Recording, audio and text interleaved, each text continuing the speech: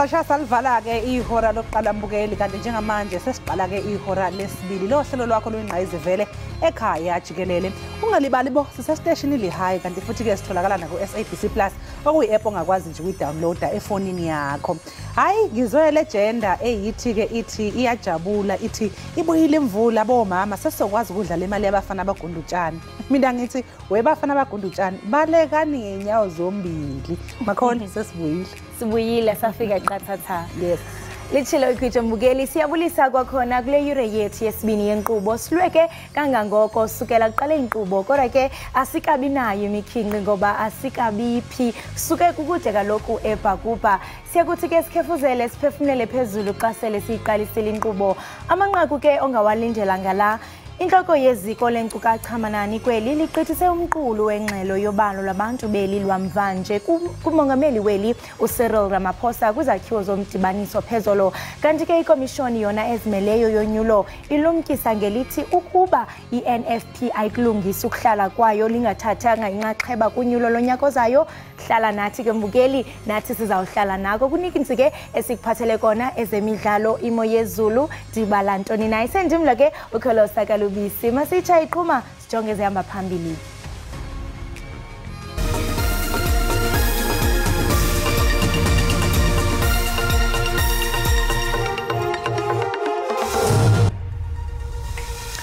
Inani labantu beli lintinge lisuka kwizigidi ezi-51.7 ngo-2011 layokuma kwizigidi ezi-62 ngo-2022 Aqhathiwe amaqembu azobe gadulisana emqhudelwaneni iCulling Black Label Cup lo mqhudelwano ungena endaweni yomunye umqhudelwano iTelkom Knockout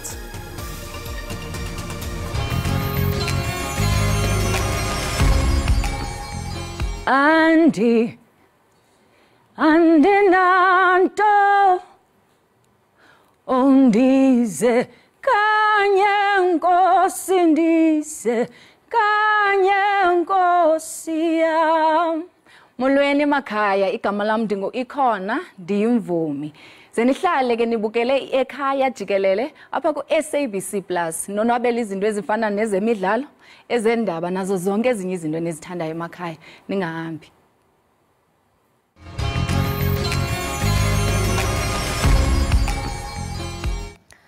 Inani labantu beli lintinge lisuka kwizigidi ezi-51.7 ngo-2011 layokuma kwizigidi ezi-62 ngo-2022. Inhloko yeziko lenkcukacha manani kweli uResinga Maluleke ugqithise umqulu wengxelo yobalo lwamvanje kumongameli weli uCyril Ramaphosa kwizakhiwo zomdibaniso phezolo. IGauteng lelona phondo linabantu abaninzi abayi-15 million logama umhlakoloni unelona nani labantu abambalwa abayi-1.3 million inani labaphambukeli kweli limi kwi-2.4 yezigidi iziko lobalo ligunyaziswa kumthetho wezobalo kweli ukuba likokelele inkcukacha ukufumana inani elisesikweni labantu ukuncedisana nohanjiso lwenkonzo ngorhulumente. KwaZulu-Natal as of 1996 was the most populous province. It was followed by Gauteng. 2001, KwaZulu-Natal state. In 2011, it was overtaken by Gauteng. As we can see that Gauteng went all the way to 2022 sitting at 15.1 million, followed by KwaZulu-Natal at 12.4 million. But of interest is the Western Cape, which was number 5 in 1996. 2001, the same. It came after KwaZulu-Natal, Gauteng, Eastern Cape and Limpopo. Ngokopalo baninzi abasetyhini kunabesilisa kwaye inani labantsundu lime kumyinge ka-81.4 xa kuthelekiswa nezinye intlanga. Kwelinye icala liyacutheka inani labantu abamhlophe lisuka kwi-11% lehlela ku-7.3%. Ngethuba esamkela le ngxelo yobalo umongameli Cyril Ramaphosa uncome umqela ohanjiweyo leli kunikezelo lwenkonzo yombane namanzi esithi le ngxelo eza kunceda urhulumente acwangcise kakuhle. Just to see that many of our people now have access to electricity, almost 95%, and they have access to water. And we now have a challenge. We now need to increase the number of people who have piped water right into their homes. Ubalo lika 2022 ibele lokuqala ukuqhutshwa ngobuxhakaxhaka bobuchwepheshe ngenxa yokhambuko le-COVID-19. The minister and the deputy ministers. So it's work.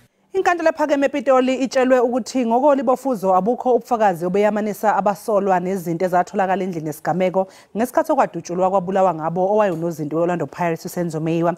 Endlini yokwenzeka kuyona isigameko kwatholakala isigqoko esahamba sayohlolwa lesi sigqoko ngokolibofuzo akusisona sabasolwa. Oku kubonakala njengokuxhoxa ubungqina betyala labezotshutshiso. Ukapteni Mapsheti Masitla uthi abukho ubungqina obubuqilima oboyamanisa incindi yofuzo yabatyhola bobahlanu nendawo akutyelelwa kuyo uSenzo Meyiwa. I can conclude here that on both the swap and the head I can exclude Ntanzi.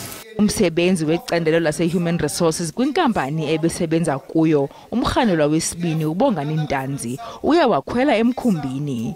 uHenrich Melder uxelele inkundla ukuba uNtanzi wafaka isicelo sokuthatha ikhefu phakathi komhla we-27 ukuya kwi-31 ku-Okthobha ka-2014 kwaye wayengekho engqeshweni mhla kwakubulawa uMeyiwa. And the document I'm referring to, Your Lordship, is number 12 in the document pack, which then can confirm that Mr. Ntanzini applied for unpaid leave and he stated it was for personal problems. Kodwa amagqwetha kaNtanzi athi ikhona inkcazelo yoku. Abetshutshisi bathi bakulungele ukuqala elinye ityala phakathi kweli ityala neliza kuqononondisa ukuba ubungqina obanikwa ngabarhanelwa bunesihlahla kusini na. Usekela Mongameli uPaul Mashatile uthi ilizwekazi iAfrika malizikiseke imiqathango yalo ngokwalo kwinkqubo yokunciphisa ukuphehla umbane ngamalahle kwaye ngelixesha ke lenguqu uhlale ukhona umbane. Umnumzana Mashatile besenza intetho ephambili kwinkomfa engeveki yeoli eAfrika eqhuba eKapa ngokusithethayo. Lenkomfa idibanise amazwe angaphaya kwamashumi amathathu ngenjongo yokutyikitya izivumelwano kwicandelo lokuphehla umbane. uMashatile usebenzise elithuba ehlabikhwelo kwizithunywa zale nkomfa ukuba zincedise uMzantsi Afrika kwingxaki yombane. South Africa is currently confronted with a challenge of electricity shortage, which has negatively affected our economy, undermining some of the efforts to address unemployment, poverty, and also other critical challenges.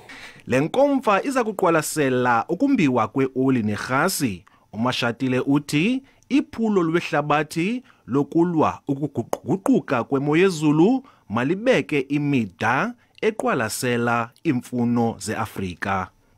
Often we get given resources or money and told you need to transition within this period.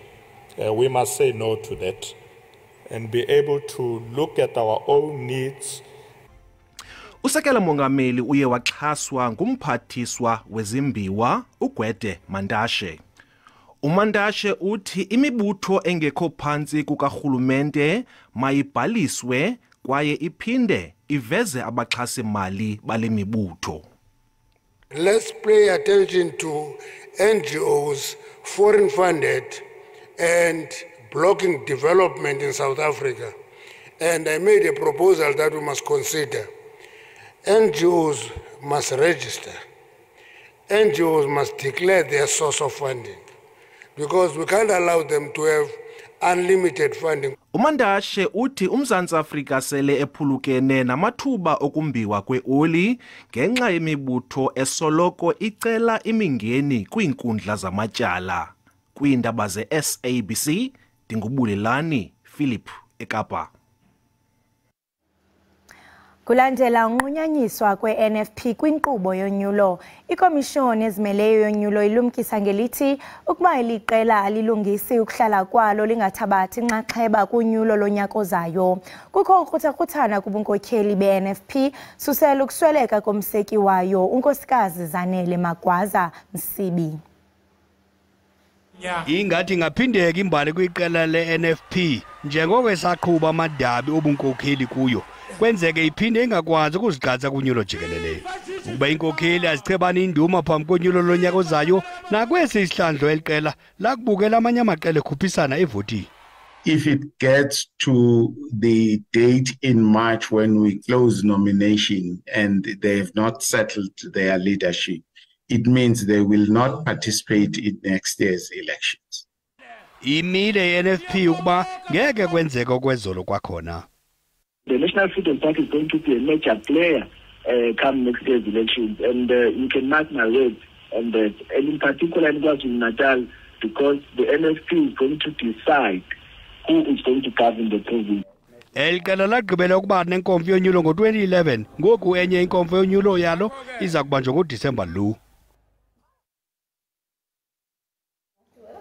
Ngaphambi kokuba niphume babukeli niye kwindawo ngendawo niye emsebenzini ezikolweni qinisekani into yokubana nixhobisekile ngokuqhubekayo kwisimo sezulu rhabula ungafinci.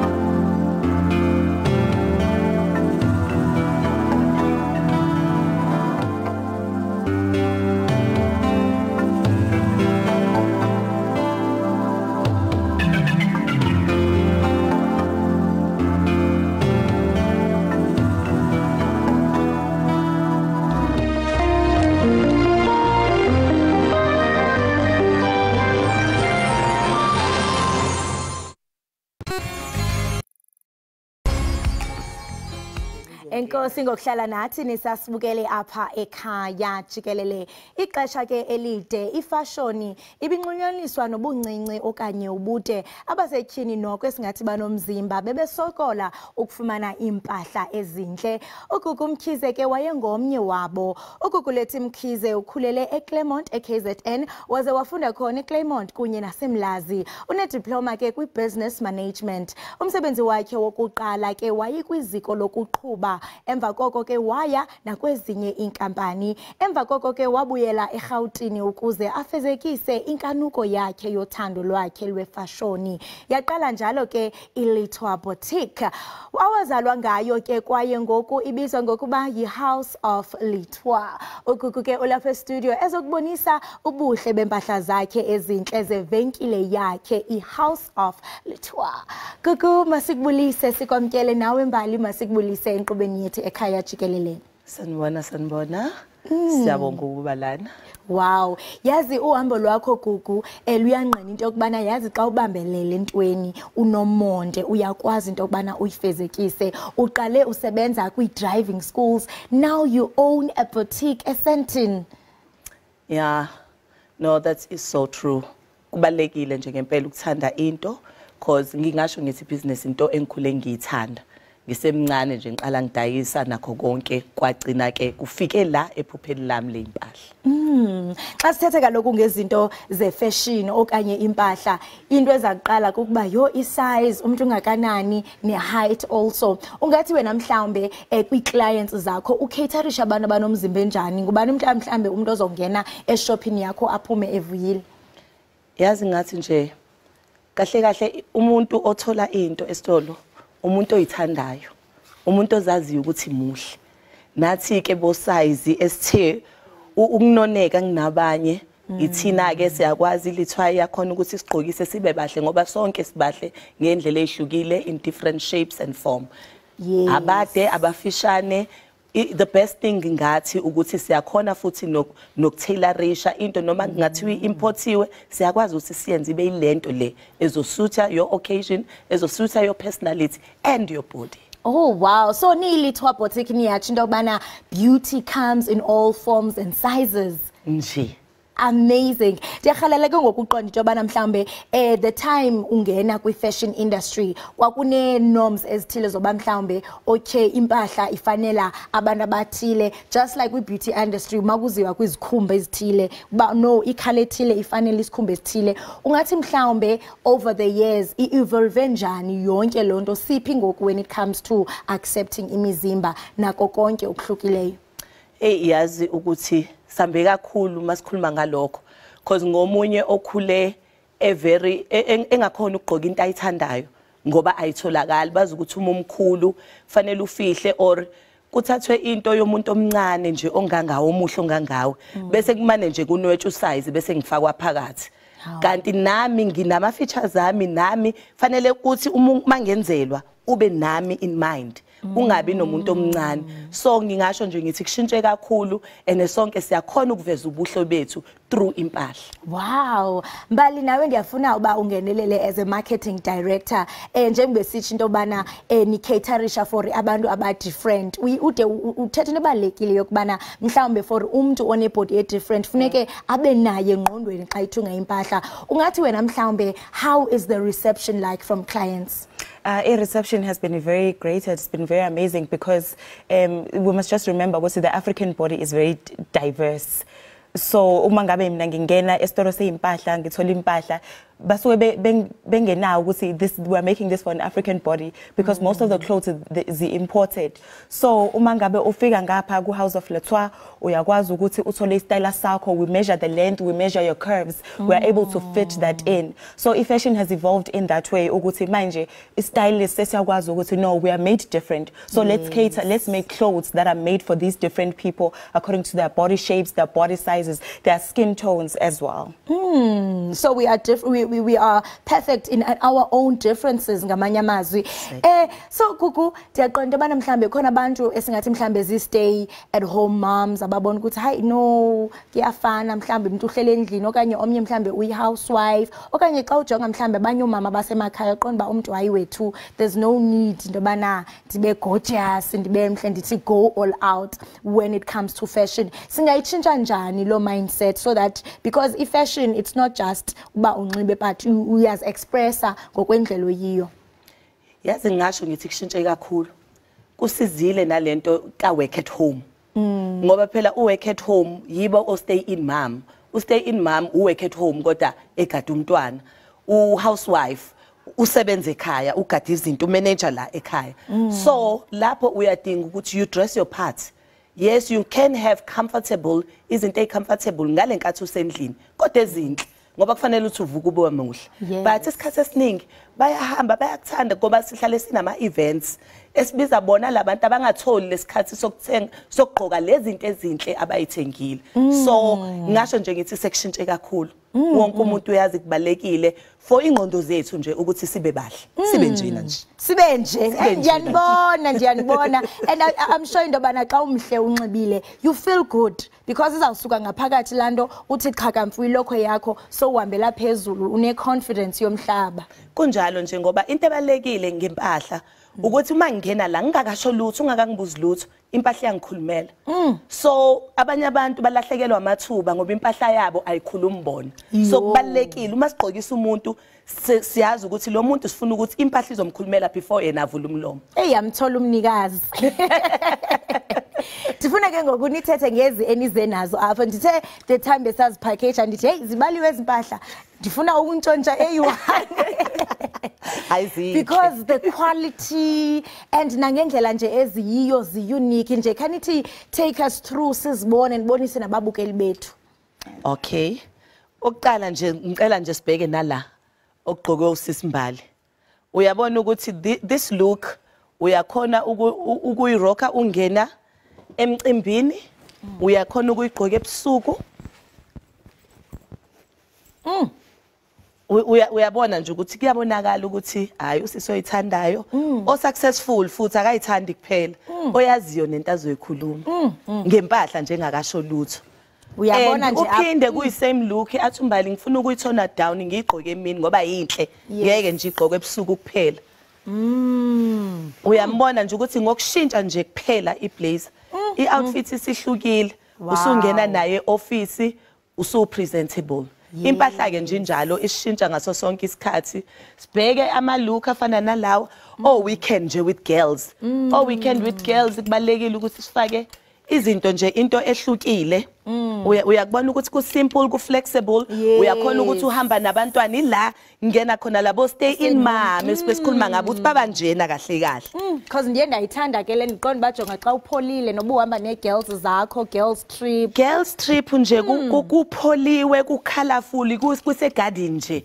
your weekend uyaveza umzimba wakho ushawa umoya umude umfishane uyangena andiyibona lapha iveza neskin uveza iflesh and yazi uthi nemnandi ngayo isiveza skin uyakhona nokuyidonsa la umuthi mina esami skin angifuni isivele senza izinto enjena understanding ukuthi manje abantu bayathanda ukuveza kodwa une option futhi uma ungafuni kuya ngokuthi uyapi ingubo yakho uyakwazi ukuyigqoka endaweni ezihlukene wow yibo bonke labo weekend look ebesikhuluma ngabo and then noma uye officeini futhi we still cater for that uyabona nje ukuthi uma ugaxa lokhu even in what I'm wearing iyangena and iblazer ingathi nawo amandla uvela itshintshe nje ilook completely iyayishintsha nje yonke into iblazer ifana nehili yabona lena xa yoyikiki isivumelwano noba sese nansikana sesilahla uyabona nje hayi this was my favorite yabo nje sengikubonile nje personality yakho ngalento oyithandayo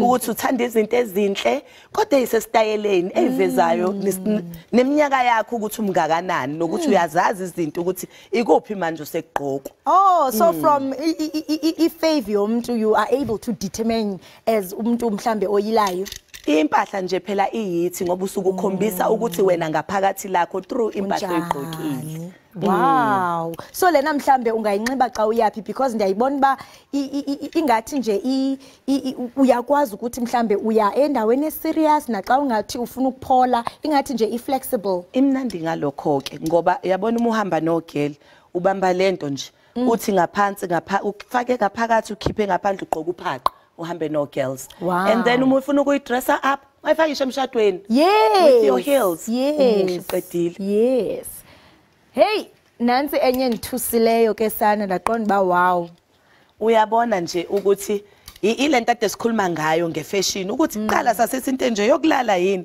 but hayi manje usugqoka ube muhle ube comfortable uyayizwa nje nendwangi yayo indwangi yayo nje kanje shuthi ibamba nomzimba ya stretcha kancane ukuthi ihambe nama curves zethu as Africans so ayi pijama nhlobo ungalala umuhle kanje ungavuka nemillion no bese ndishaka ukuthi namadlozi lana mawulele ngayo lalela uzawuthonga imillion yonke wow because angithi ibuyise lento kakhulu after iCovid ye flexibility yokuthi sifuna we feel like wearing that pajama look but this is not a pajama look we want the comfort yokuthi sikhuleke nje kodwa sibe bahle nansi enye iface hayi ke lana kuma kuthiwa girl bamba into yakho sambeni uyabona ke usuyifakile lapho lana nje uyafaka emqaleni kube nje makuthiwa girl ube muhle yes yabo uqhamuka uhlala ugqoke kanje ubizwa mhlawumbe sengina 2 days ngoba bayazi ukuthi hayi uzokwenza enye.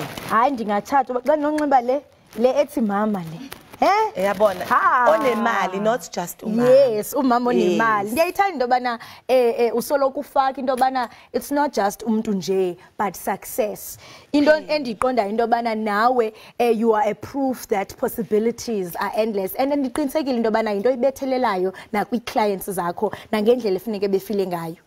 No, ilokho nje kuphela ngoba impahla indlela esibukeka ngayo kubalekile and yonke into esiyenzayo kufanele sicabanga ukuthi sifuna ukutholana sifuna egcineni sifuna ukuachievana so with impahla iyakhona iyasiza iyasikhulumela iyakhombisa ukuthi so ubani enesifunana empilweni seqonda bana uye ishishini lakho ulibeke phakula dolophu engathi into bana isezingeni eliphezulu esentini ungathi how is the market there and kwaye usebenzisa njani what are your marketing strategies ingakumbi ngoku kukhona o social media ilana ke nje kakhulu sisimbali esingasho ukuthi ukhona.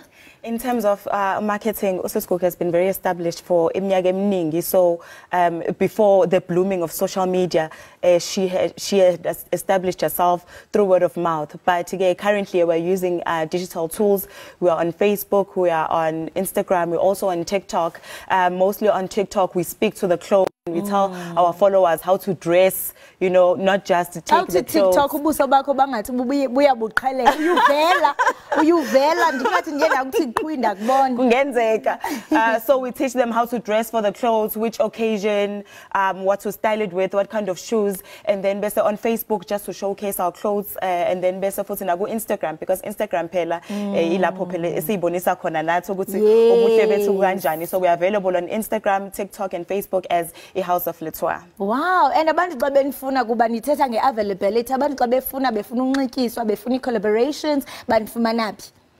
Yes, so bangas inbox ku Facebook, ku Instagram, and then also basithole na ku WhatsApp number. Na ku WhatsApp, yes, 079 248 0040. Kumnandi kakhulu futhi lapho mabesifakela iWhatsApp babhuke appointment ngoba manje sidecide nje ukuba ne private space ukuthi umuntu nomuntu sikhone ukumseva ngento yakhe ayidingayo. So before umuntu abe nento nisabu consultation view kanjalo nje sekunika isikhathi sonke. Wow. Yes, and then address is 61 Akon Lane, Rivonia Road, Essendon. Wow. Just opposite Burger King. Hayi bazandwendele ababukeli bethu zinhle kakhulu impahla zenu. Siyabonga kakhulu ngokuba nisindwendwele nisibonise ubuhle nobumbejembeje besakhono senu kwaye ke sinqonile lokuhle si Ekhaya Jikelele. Siyabonga kakhulu. Right mbukeli we Ekhaya Jikelele ke lo besetha naye nguye uGugu Kamkhize osuka pha kwi House of Letoile Fashion Boutique ebethetha nathi ke ngeshishini le fashion yakhe ungamlandela ke kumaphepha akhe endaba zoluntu masisiqhwi evenkileni iqiniseka uqoshi awuqosha lazi ubukele Ekhaya Jikelele.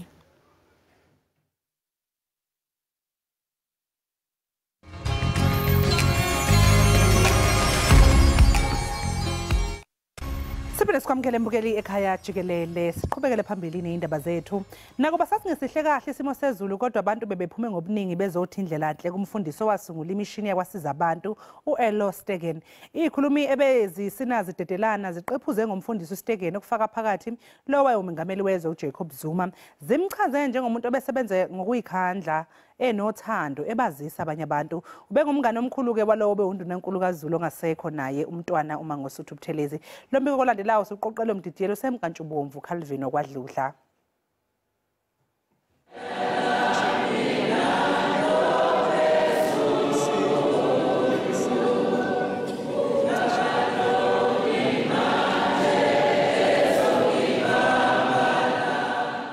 Izindimbane zabantu beyiphume ngobuningi emishini yakwasiza abantu eKranskop kwaZulu-Natal ukuzothi indlela enhle kumfundisi uElo Stegen. Lapha bekuphume abadala nabancane kanye nabantu beyinkonzo ezehlukene. Imeya yomkhandlu umzinyathi uPetros Ngubane uthi phakathi kwezinye zezinto uStegen ayithanda uxolo ebazisa abantu ezwana kakhulu futhi nomntwana wakwaphinda ngene naye ongasekho inkosi uMangosuthu Buthelezi. Umntwana njalo mayifika la kubaba umfundisi Stegen kube njengomfowabo kodwa umntwana ube umuntu ohlambulukayo akhuluma izinto ezingaphakathi njalo mayifika kuba umfundisi. Into ayikhuluma kuso sonke ispeech sakhe wayekhalela lokho kubuyisana nobudlelwane obungaba normal phakathi kwe-IFP ne-ANC, athi leso sicelo sakhe kuyoba buhlungu mayingahamba singenzakalanga. Ngiyazi ukuthi bazothi abantu nangokungubane ufaka ipolitiki. Obezomela undunankulu wesifundazwe KwaZulu-Natal uPeggy Nkonyeni utshela amakhulu abantu ukuthi ngempela izwe liqemeke udumo lwengozi ngokwedlula emhlabeni ka-Elo Stegen, umsunguli wemishini yakwasiza abantu. Indeed, we have lost a warrior. Impela silahlekelwe ibutho lasezulwini. A spiritual one. Ibutho lasezulwini. Even during the times where there were many negativities around the church, he remained steadfast. We just hope that whatever issues and concerns that were raised by the people about the church, those who are left behind would be able to sort them out so that they will not tarnish a good image of the mission. Indodana yomntwana uma ngusuthu Buthelezi ongasekho uZuzifa Buthelezi uthi usebenze omkhulu umsebenzi umfundisi uElo Stegen wathi sengathi ihlobo nabangani bangathola ukududuzeka emphefumulweni. The two great friends, brothers passing together within such a short space of time. I was also very intrigued when this happened, but at the end of it, I thought that the best way to understand it was to say maybe these two friends decided also to make that vow that is made by people when they get married, till death do us part. Lenkonzo yomncwabo yomfundisi uStegen ibihanjelwe nawulo wayengumengameli wezwe uJacob Zuma othe umfundisi uStegen ubengasigodlile isandla, ube umuntu onomusa futhi ophanayo. Ube umuntu wabantu. Kukhona okuye kwangithinta, ngiyaxolisa Shenge, ngoba umfundisi uStegen bomngane omkhulu kaShenge ubaba wakho. Umfundisi uElo Stegen besekunesikhathi kumxinile ukugula, washona ngoLwesibili lwangomhla zingama-26 kuMandulo okuyinyanga edlule. Ubeseneminyaka engama-28 ubudala. Phakathi kwezinto ezenziwa umfundisi uStegen zagqama ukusungula isiteshi esingaphakathi emishini, isiteshi somsakazo kwasiza abantu, ikhwezi okuyisiteshi somphakathi. I-SABC ihambe yaze yafika kule siteshi yayibonela ngawo yamehlo imisebenzi yomfundisi uStegen. NginguCalvin wakwaDludla emishini yakwasiza abantu eGranscope KwaZulu-Natal.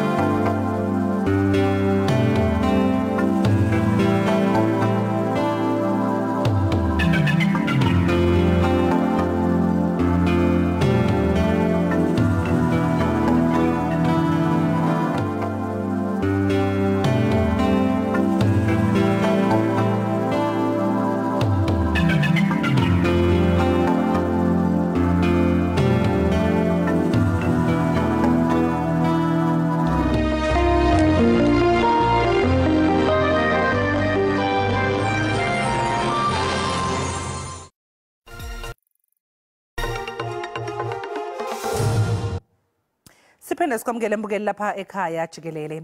Umncintiswano omusha wa-PSL owaziwa ngokuthi Calling Black Label Knockout uqhathanise noma ke uqhathanisa amaqembu ebhola leinyawo ngendlela ehlaba umxhwele. Lo mncintiswano wethulwe ngokusemthethweni izolo kanti abagqugquzeli abachithanga isikhathi ke babe sebeqhathanisa amaqembu. Uxoxa nathi kabanzi nge-Calling Black Label Knockout sixhumana nomethuli weinhlelo zezemidlalo uSiphamandla Mavuso. Siphamandla sikubingelele sikwamukele ohlelweni ekhaya Jikelele. Sibonge kakhulu ngesikhathi sakho namhlanje kuseni. Bingelele noxolo ngibonga kakhulu ma. Siphamandla ngesikhathi se-COVID-19 ezebhola kuleli zashayeka kakhulu njengeminye nje ke imikhakha njengoba phela omunye wabaxhasi be-PSL okuyi-Telkom yaqeda ubuhlobo ne-PSL ngenxa yeyinkinga ke zemali eyayidalwe i-COVID. Kanti ke iligi yakhetha ukungasivali ke naleso sikhala sesizini ka-2020-2021. Ngabe ke kwathinta kanjani amaqembu e-PSL lokho? Uyawathinta amathimu ngizosho ukhona okwathinta kakhulu kukhona okwathinta kancane khona okungawathinta inhloko into yabalandeli ngoba iqiniso kunamathimu anganabalandeli yabona noma nabalandeli abambalwa kunenye enkulu nje team selection abalandeli abo-57 enye team yenza kahle esenjengamanje abedlala abantu be-57 kodwa ngempela isibalo sabalandeli bakhona uqhathanisa nokuphumelela kwabo uzobona ukuthi akhambisana kube khona amathimu izinto ezingahambi kahle kuwo ahlezi nabalandeli yabona so aba-affectekile ilaba abanabalandeli abazi ukuthi uma kunomdlalo wabo ekhaya bona bayigcwalisa inkundla futhi imali kumathikithi kanti enye aba-affecta futhi merchandise yazi ukuthi uma ngabe agents lebhola sengimsibonelo ngalo-matraction njengokuthi merchandise yeqembu ethengwayo uma ngabe ingathenga ngoba abantu abaningi bayithengela ukuthi babonakale enkundleni nomunye enalo kodwa-ke kube ngcono uma ngabe ezoba nalo enkundleni kodwa uma ngabe into angeke abukeke ngayo emphakathini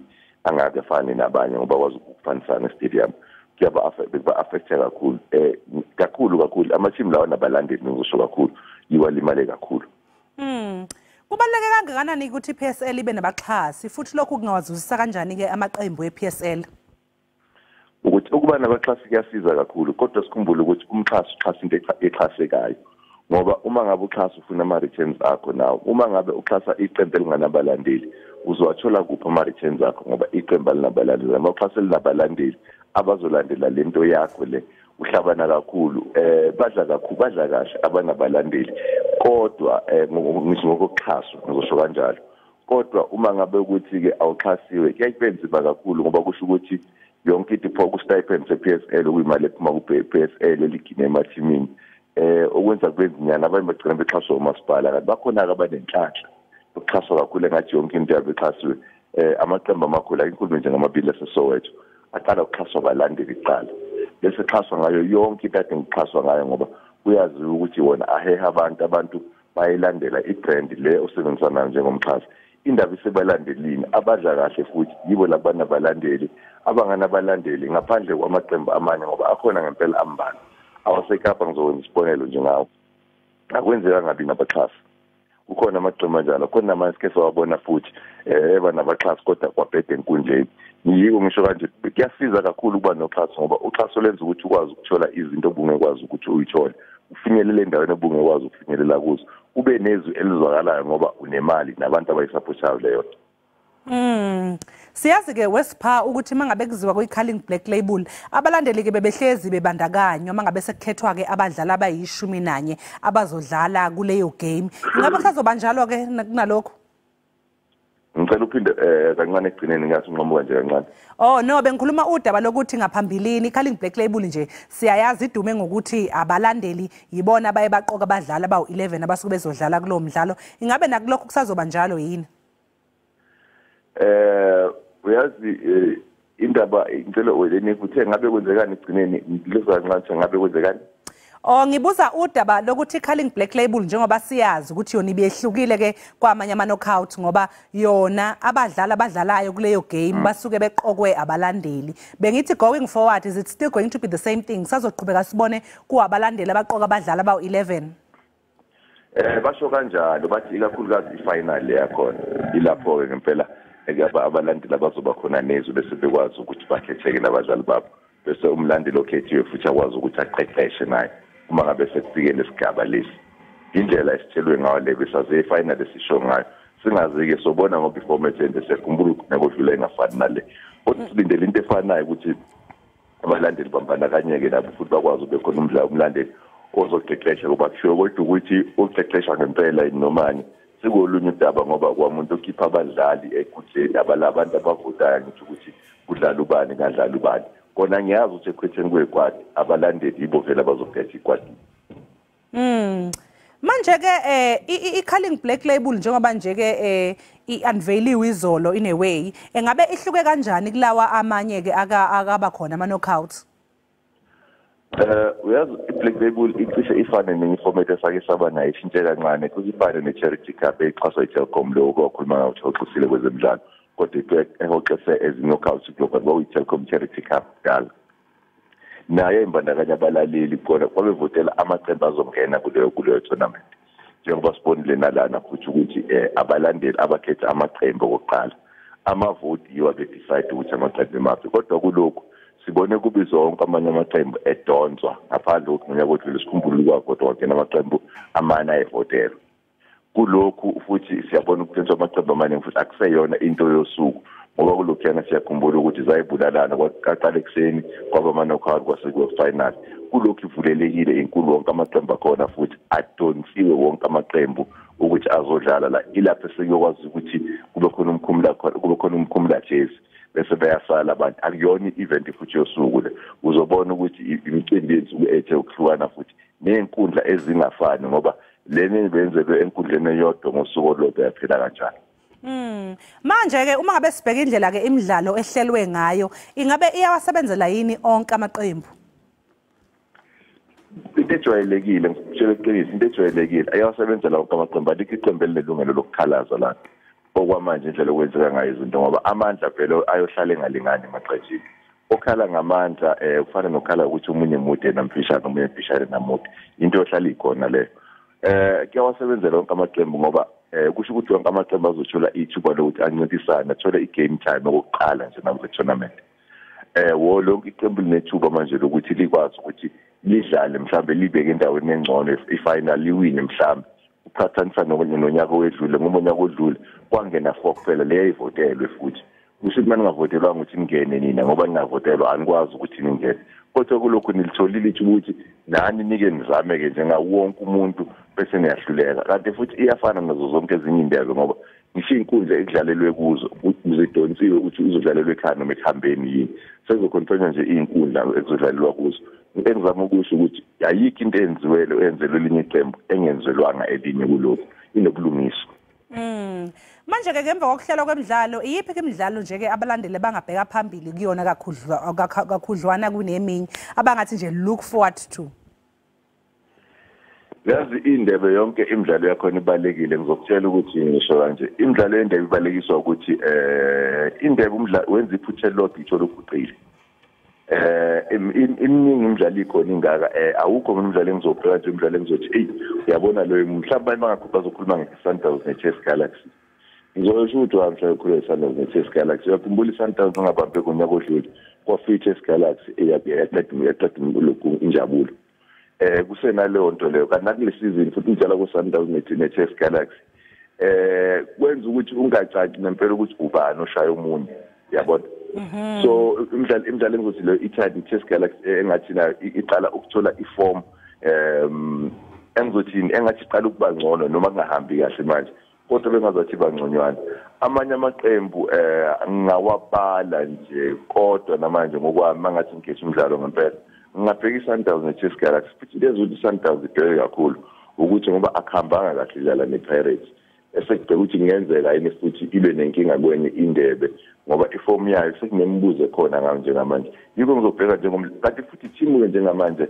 bengingathanda ukuthi i-team enkulu kodwa eqinisa ukuthi ngokwestatus i-team enkulu ayikafiki kodwa i-team ewu-number 1 noma the best team esinayi-South Africa njengamanje i-Sundowns yiko kuyindebe okukhulu iphutha lazubathazo ukuwina kwawo futhi izobheka ukuthi iphinde iqophe omunye nomlando kuwukuthi izodlala ne-team engingasho ukuthi inokuhlupha-ke nje le team inokushala ama-team amakhulu ngathi inenkinga nawo amabili awase-Soweto naleyo dasePitori inokwamangaza nje yiko ngithi umdlalo ithekubheka ngathi umdlalo uzobaba kakhulu kimi. Hayi sibonga kakhulu-ke ngesikhathi sakho Sipha sikufisela usuku oluhle. Ngiyabonga nibe right nani. Lawa ke mbukeli bekusiphamandla mavuso umethulwe inhlelo zezemidlalo emsakazweni ukhozi FM esixoxela ngeCulling Black Label Knockout entsha. Okwamanje ke mbukela sinje iqunga sedolo siyabuyomva komzuzwana.